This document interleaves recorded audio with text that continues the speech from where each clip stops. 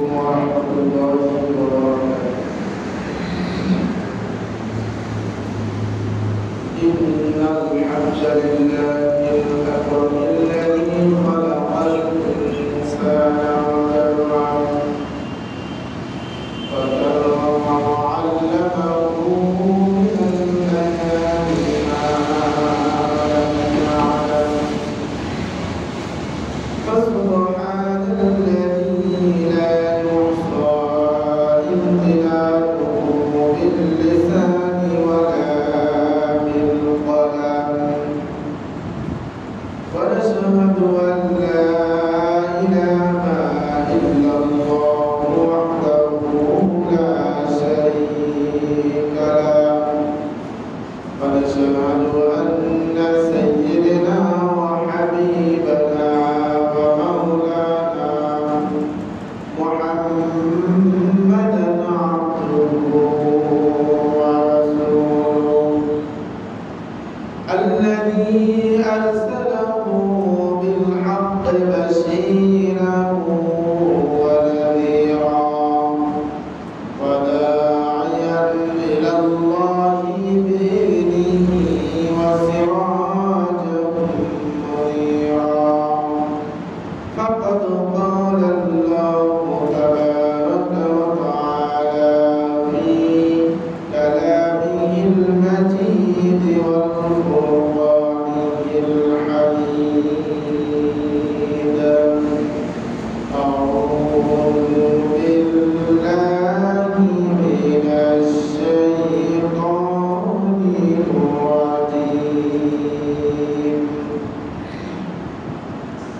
بسم الله الرحمن الرحيم إن الذين آمنوا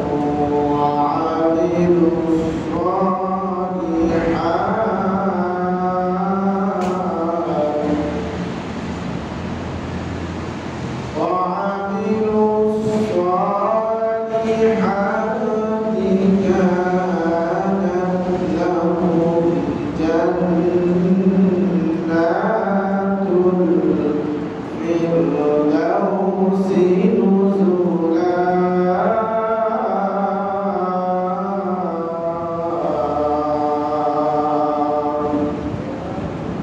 وقال الله تبارك وتعالى في شان حبيبه مخبرا وعامرا إن الله وملائكته يصلون على النبي يا أيها الذين آمنوا صلوا عليه وسلموا تسليما اللهم صل على سيدنا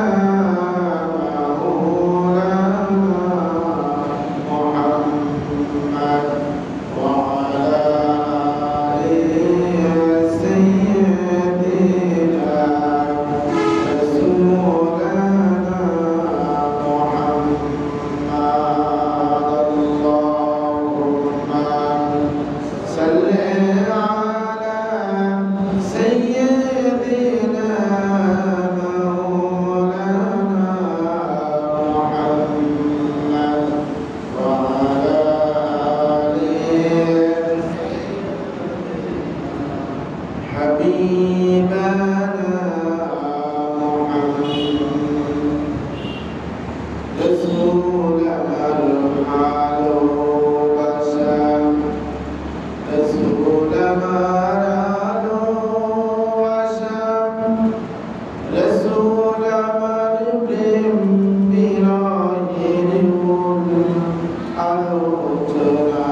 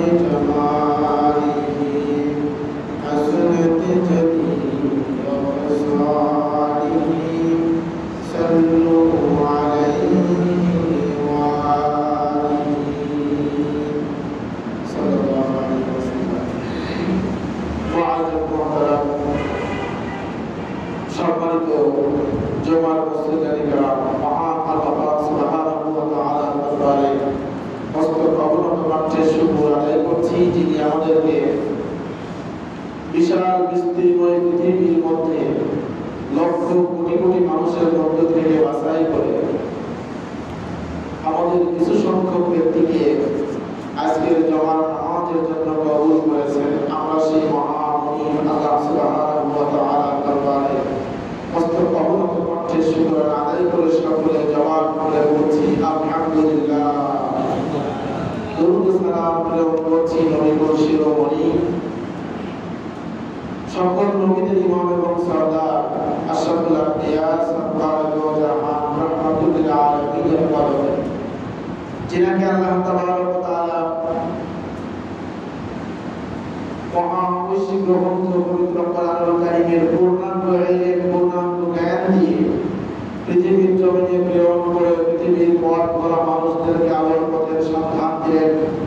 সেই মানবতা মুক্তির দূত আশরাফুল আম্বিয়া সাল্লাল্লাহু জাহান রাহমাতুল লিল আলামিনের কদমে লক্ষ কোটি দরুদ সালাম বর্ষিত হোক।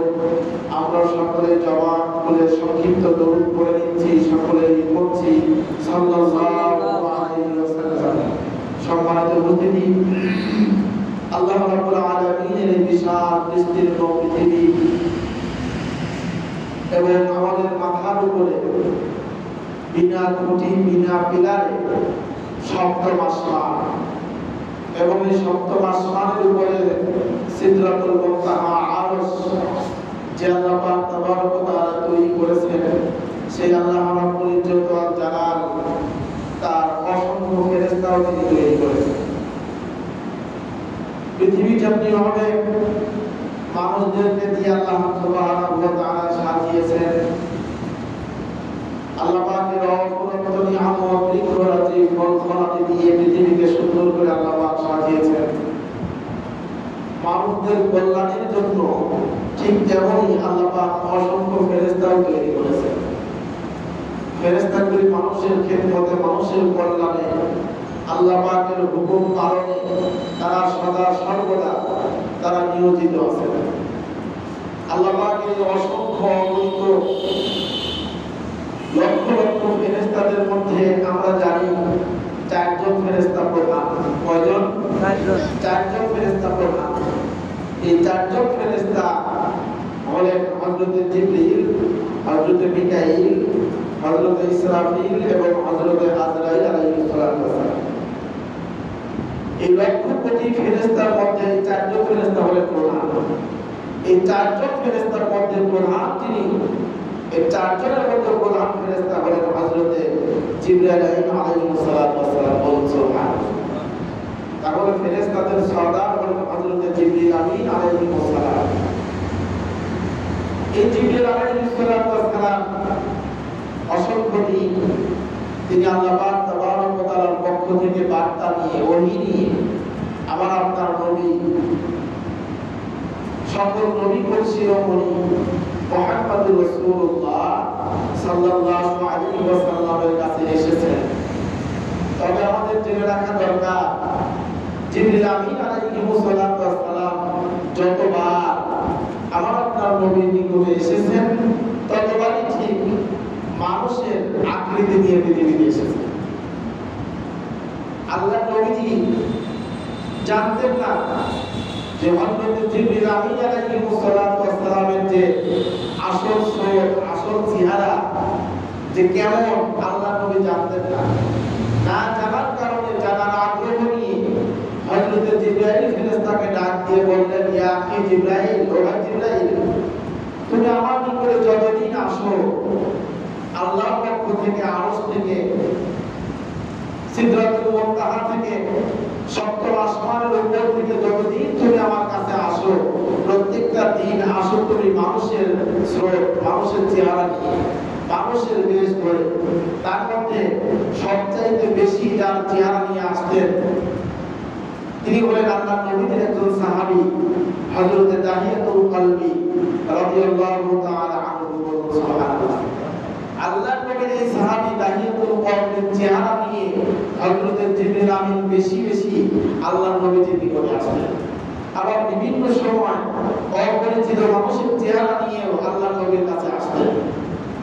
তো একদিন আল্লাহর নবী জানার আগ্রহ নিয়ে ফেরেশতাদের সর্দার হযরত জিবরিল আমিন আলাইহিস সালামকে ডাক দিয়ে বললেন, ইয়া জিবরাইল, জিবরাইল তুমি তো আমার নিকটে আসো মানুষের চেহারা নিয়ে, আমার সাহাবীর চেহারা নিয়ে, কিন্তু তোমার আসল চেহারা কি, তোমার আসল তোমার বডির স্ট্রাকচারটা কেমন, এটা যদি আমাকে একটু দেখাতে। হযরত জিবরিল আমিন আলাইহিস সালাম নবীকে ডাক দিয়ে বললেন, ইয়া রাসূলুল্লাহ, আপনি আমাকে দেখতে চান? আমার পুরো বডি পুরো দেহ আপনি দেখতে চান? আমার পুরো বডি দেহ যদি আপনি দেখতে চান, তাহলে তো এই দুনিয়াতে আমার পুরো বডি পুরো দেহটা দেখা সম্ভব না। কেননা যে পৃথিবী ছোট্ট একটা পৃথিবী, এই ছোট্ট একটা পৃথিবীতে আমি জিবরাইলের দেহটা আঁকবে না। আমি জিবরাইলকে যে আল্লাহ কত বড় করে বানিয়েছেন, এই দুনিয়ার জমিনে এই পৃথিবীতে আমি জিবরাইলের বডিটা স্ট্রাকচারটা দেহটা এই দুনিয়ার জমিনে আনবে না। অতএব আমাকে তো ভালো দেখা যাবে না। তবে আপনি যখন দেখতে চেয়েছেন, তবে আপনি একটু আকাশের দিকে তাকান। হযরত জিবরিল আমিন নবীকে বললেন যে আপনি যখন একান্তই দেখার আগ্রহ পোষণ করেছেন, তাহলে আপনি কি করেন, আসমানের দিকে একটু তাকান।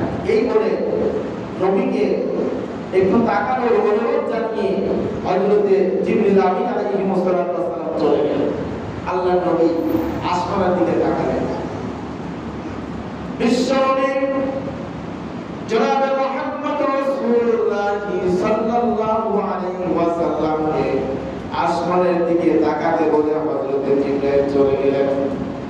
বিশ্বনবীজি আসমানের দিকে আকাশের দিকে তাকিয়ে রইলেন। তাকিয়ে থাকার কিছুক্ষণ পরে আল্লাহর নবীর কাছে আবারও হযরত জিবরাইল ফেরত আসলেন। হযরত জিবরিল আমিন ফেরত আসার পরে নবীকে ডাক দিয়ে বললেন, ইয়া রাসূলুল্লাহ, ইয়া হাবিবাল্লাহ, আপনি কিছু দেখেছেন নাকি? আল্লাহর নবী ডাক দিয়ে বললেন, ইয়া জিবরাইল, ভাই জিবরাইল, আমি তো তেমন কিছু দেখি নাই। আমি তো আসমানের দিকে তাকিয়েছিলাম। তুমি আমাকে যখন আসমানের দিকে আকাশের দিকে তাকাতে বলেছো, আমি ঠিক তখনই আকাশের দিকে তাকিয়েছিলাম। তুমি কিছুক্ষণ মধ্যেই আবার আমার নিকটে ফিরে আসলে। আমি তো তেমন কিছু দেখতে পাই নাই, তবে সামান্য কিছু দেখেছি। জিবরাইল বলেন, ইয়া রাসূলুল্লাহ, সেই সামান্য কিছু কেমন দেখেছেন আপনি একটু বর্ণনা করেন।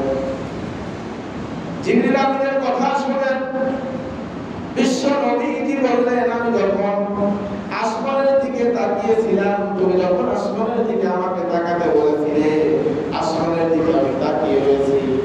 তাকিয়ে থাকার কিছুক্ষণ পরে আমি লক্ষ্য করে দেখতে পেলাম আকাশটা সুন্দর, চকচকে, পরিষ্কার, ফর্সা, সাদা আকাশ। কিন্তু অল্পক্ষণের মধ্যেই সেই আকাশটা অন্ধকার হয়ে যায়, আসমান অন্ধকার হয়ে যায়। আবার এই মাত্র তাকায় দেখতে পেলাম আকাশটা পরিষ্কার দেখা যাচ্ছে আগের মতো। হযরত জিবরিল আমিন আলাইহিস সালাতু ওয়াস সালাম ডাক দিয়ে বলেন, ইয়া রাসূলুল্লাহ, ইয়া হাবিবাল্লাহ, কিছুক্ষণ আগে আপনি আকাশ পরিষ্কার দেখেছিলেন, আবার কিছুক্ষণের মধ্যে আকাশটা অন্ধকার দেখতে পেলেন। আবার এখন তাকিয়ে আসমানের দিকে দেখছেন আকাশটা পরিষ্কার, আসমানটা পরিষ্কার। ইয়া রাসূলুল্লাহ, ইয়া হাবিবাল্লাহ, হুজুর, আমি অল্প সময়ের জন্য আমার একটা পাখা দিয়ে, একটা ডানা দিয়ে আমি পুরো আরশটাকে ঢেকে রেখেছিলাম। সুবহানাল্লাহ। কয়টা পাখা দিয়ে? একটা পাখা। আল্লাহর নবীকে হযরত জিবরিল আমিন ডাক দিয়ে বলেন, ইয়া রাসূলুল্লাহ, ইয়া হাবিবাল্লাহ, হুজুর, আমাকে দেখার আগ্রহ যখন আপনি পোষণ করেছেন, আপনি যখন আমাকে দেখতে চেয়েছেন, আমি আপনাকে আসমানের দিকে তাকাতে বলেছি। বলার পরে আপনি আসমানের দিকে তাকিয়েছিলেন। আমি মাত্র একটা পাখা দিয়ে আরশটাকে ঢেকে রেখেছিলাম অল্প সময়ের জন্য। আবার কিছুক্ষণ পর যখন আমার পাখাটা সরাই নেই, আবার পুরো আরশটা পরিষ্কার হয়ে যায়। সুবহানাল্লাহ। পুরো আরশটা পরিষ্কার হয়ে যায়। তাহলে আমি কয়টা পাখা দিয়ে আরশ ঢেকেছিলাম। কয়টা পাখা? একটা মাত্র পাখা দিয়ে আমি পুরো আরশটাকে ঢেকে ফেলেছিলাম। ইয়া রাসূলুল্লাহ, ইয়া হাবিবাল্লাহ, এরকম একটা দুইটা নয়, 100-200 পাখা নয়। আমার আল্লাহ রাব্বুল আলামিন আমি জিবরাইল আমিনের পুরো বডির সঙ্গে এইভাবে করে 600 পাখা আল্লাহ পাক দিয়েছেন। বলুন সুবহানাল্লাহ। একটু আওয়াজ করে বলুন সুবহানাল্লাহ। কয়টা পাখা আল্লাহ পাক দিয়েছেন? 600 পাখা। হযরত জিবরিল আমিন আলাইহিস সালামের শরীরের সঙ্গে বডির সঙ্গে ইস্তাকসারের সঙ্গে আল্লাহ পাক তাবারক ওয়া তাআলা লাগায় দিয়েছেন। তার একটা পাখা দিয়ে পুরো আরশকে হযরত জিবরিল আমিন ঢেকে ফেলতে পারে। কয়টা পাখা? একটা পাখা দিয়ে যদি পুরো আসমান ঢেকে ফেলা যায়, তাহলে 600 পাখা দিয়ে কতটা জায়গা ঢেকা যাবে আর কতটা জায়গার প্রয়োজন হবে। এজন্য হযরত জিবরিল আমিন ডাক দিয়ে বললেন, ইয়া রাসূলুল্লাহ, এই দুনিয়াতে, এই পৃথিবীতে আমি জিবরাইলের পুরো বডি দেখানো সম্ভব না। কারণ আমি জিবরাইলের যে কত বড় দেহ, এই দেহ এই পৃথিবীর জমিনে আটবে না। আল্লাহ পাক এত বড় করে আমাকে পাঠিয়েছেন। জয় বলুন সুবহানাল্লাহ। সম্মানিত উপস্থিতি, হযরত জিবরিল আমিন আলাইহিস সালাম এই কথা যখন বললেন, বলার পরে আল্লাহর হাবিব ডাক দিয়ে বললেন, ইয়া জিবরাইল, আমি বুঝতে পেরেছি তোমার যে কত বড় দেহ আল্লাহ পাক বানিয়ে দিয়েছে, আর তোমার সেই দেহের সঙ্গে কতগুলো পাখা আল্লাহ পাক দিয়েছে। আমি নবীদের কিছুটা ধারণা একটু পেয়েছি। বলুন সুবহানাল্লাহ। কিছুটা ধারণা আমি পাইছি যে তোমার একটা পাখা দিয়ে তুমি পুরো আরশটাকে ঢেকে ফেলতে পারো, তাহলে এরকম 600 পাখা তোমার দেহের সঙ্গে আল্লাহ পাক সেট করে দিয়েছেন। আমি ধারণা পেয়েছি, বুঝতে পেরেছি। তবে তোমার নিকটে আমার আরেকটা প্রশ্ন, জিবরাইল, তুমি 7 আসমানের উপরে সিদরাতুল মুনতাহায় যখন অবস্থান করো, এই সিদরাতুল মুনতাহা থেকে যখন ওহী নিয়ে আমি রাসূলের নিকটে আসো, একবার দুইবার নয়, হাজার বার ওহী নিয়ে তুমি আমার কাছে এসেছো, কিন্তু তোমার চলার গতিটা কেমন, কেমন গতি নিয়ে তুমি চলতে পারো, একটু যদি আমাকে ধারণা দিতে, তুমি কেমন এত দূর থেকে আমি রাসূলের নিকটে পৌঁছায় বা মদিনায় আসো, আমাকে যদি একটু ধারণা দিতেন। হযরত জিবরিল আমিন বলেন, ইয়া রাসূলুল্লাহ, ইয়া হাবিবাল্লাহ, হুজুর, আমার প্রতিদিন যদি আপনি শুনতে চান, আমার প্রতিদিন সম্পর্কে যদি আপনি ধারণা নিতে চান, ইয়া রাসূলুল্লাহ, তাহলে খেয়াল করেন হযরত ইউসুফ নবী আলাইহিস সালাতু ওয়াস সালাম তার 11টা ভাই মিলে তাকে কূপের মধ্যে ফেলে দিয়েছিল। আপনারা জানেন না ঘটনা? হযরত ইউসুফ আলাইহিস সালাতু ওয়াস সালাম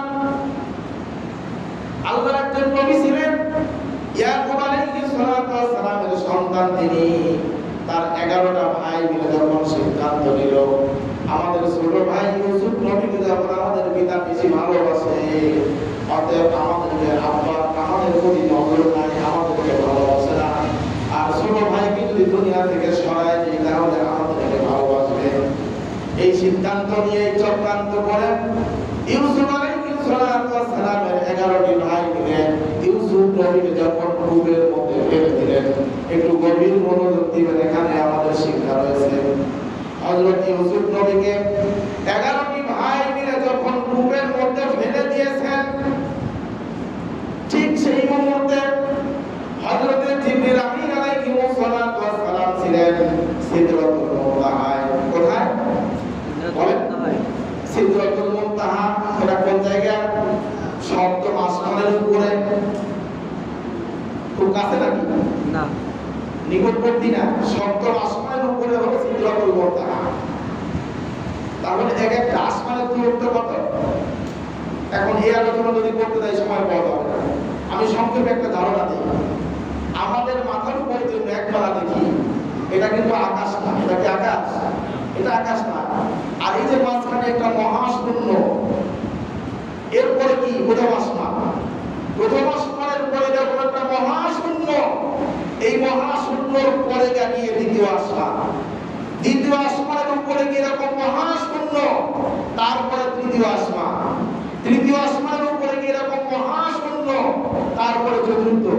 তারপরে মহাশূন্য, তারপরে পঞ্চম, তারপরে মহাশূন্য, তারপরে ষষ্ঠ, তারপরে মহাশূন্য, তারপরে সপ্তম, তারপরে মহাশূন্য, তারপরে সিদরাতুল মুনতাহা। জোরে বলুন সুবহানাল্লাহ। কত দূরে চিন্তা করেছেন? সেই সিদরাতুল মুনতাহাতে হযরত জিবরিল আমিন আলাইহিস সালাতু ওয়াস সালাম বসা। এদিকে দুনিয়ার জমিনের বিষয় ইউসুফ নবীর 11টি ভাই মিলে কূপের মধ্যে অলরেডি ছেড়ে দিয়েছে। 11টি ভাই ইউসুফ নবীকে কূপের মধ্যে ছেড়ে দিয়েছে। আপনাদেরকে যদি প্রশ্ন করি, একটা ছেলেকে যদি কূপের মধ্যে ছেড়ে দেওয়া হয়, তাহলে সেই কূপের মধ্যে ওই ছেলে বা ওই বাচ্চাটা পানি স্পর্শ করতে, পানি পাইতে কয়দিন সময় লাগবে? কয়দিন?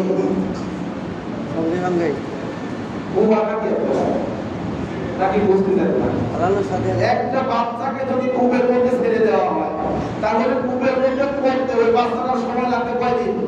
30 সেকেন্ড, 1 থেকে 2 সেকেন্ড। এই কথা কি বলেন না? যদি না বলেন তো একটা ওয়াজ করে লাভ নেই। একটা বাচ্চাকে যদি কূপের মধ্যে ছেড়ে দেওয়া হয়, ওই বাচ্চাটা কূপের মধ্যে পড়তে সর্বোচ্চ 1 থেকে 2 সেকেন্ড সময় লাগবে।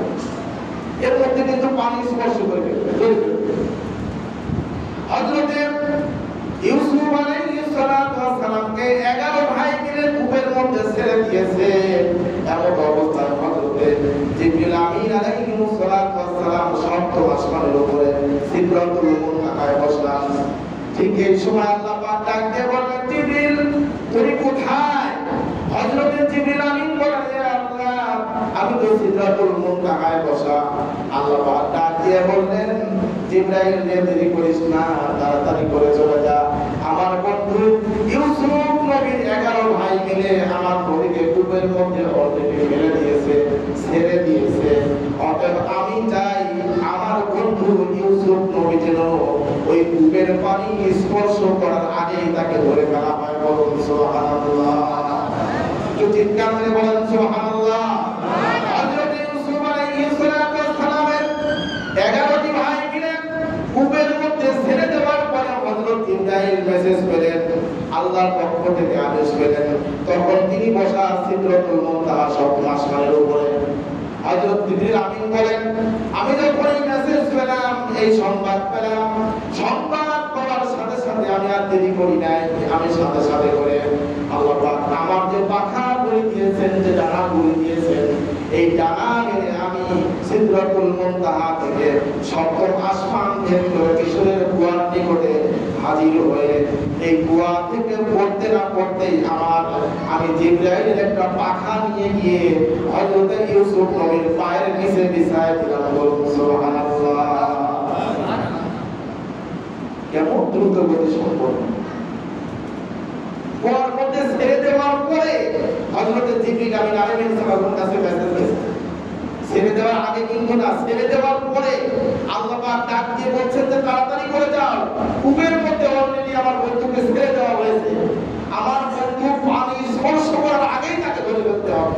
হযরত জিবরিল আমিন বলেন, আমি এত দ্রুত গতিতে সিদরাতুল মুনতাহা থেকে সপ্তম আসমান ভেদ করে মিশরের কুয়ার নিকটে এসে দেখি হযরত ইউসুফ আলাইহিস সালাম পানি এখন স্পর্শ করে নাই। আমি তার পায়ের নিচে আমার একটা পাখা বিছায় দিলাম। সুবহানাল্লাহ। এত দ্রুত গতিতে আমি পৌঁছে গেলাম। ইয়া রাসূলুল্লাহ, ইয়া হাবিবাল্লাহ, আমার জিন্দেগিতে এই দুনিয়ার জমিনে আমি তিনটা বার সবচাইতে দ্রুত গতিতে এসেছিলাম। এই 3 বারের মধ্যে একটা বার যখন ইউসুফ নবীকে কুয়ার মধ্যে ফেলে দেওয়া হয়, আমি আর দেরি করতে পারি নাই, সাথে সাথে এসে আমি ইউসুফ নবীকে কুয়ার পানি থেকে বাঁচায় দেই। বলুন সুবহানাল্লাহ। এত অল্প সময়ের মধ্যে এত গতি নিয়ে তিনি হযরত ইউসুফ নবীকে বাঁচিয়েছিলেন সেই কুয়া থেকে। সুবহানাল্লাহ। আরেকটি সময় হলো হযরত ইব্রাহিম খলিলুল্লাহ ইসমাঈল নবী আলাইহিস সালাতু ওয়াস সালামকে শোয়া দিয়েছেন। শোয়া দেওয়ার পর তাকে কুরবানি করবেন। এই ইনসানে যখন শোয়া দিয়েছে, শোয়া দেওয়ার পরে হযরত ইব্রাহিম নবী আলাইহিস সালাতু ওয়াস সালাম ছুরিটা হাতে নিয়ে ইসমাঈলের গলার উপর দেওয়ার বাদে হযরত ইব্রাহিম আলাইহিস সালাম বলতেছিলেন বিসমিল্লাহি আল্লাহ এই বলতে বলার সাথে সাথে জিবরিল আমিনের নিকট কাছে চলে যায়। জিবরাইল আর দেরি করিস না, তাড়াতাড়ি করে চলে যা আমার বন্ধু হযরত ইব্রাহিম আলাইহিস সালাম তার ছেলেকে কুরবানি করার জন্য সুন্দর করে সোয়ানোর করে গলার উপর ছুরি দিয়েছে। বিসমিল্লাহি আল্লাহ পর্যন্ত বলেছে। আকবার বলবে এই সময়ের মধ্যে তাড়াতাড়ি করে আমার ইসমাঈল নবীকে বাঁচানোর ব্যবস্থা করে দিতে বলুন সুবহানাল্লাহ।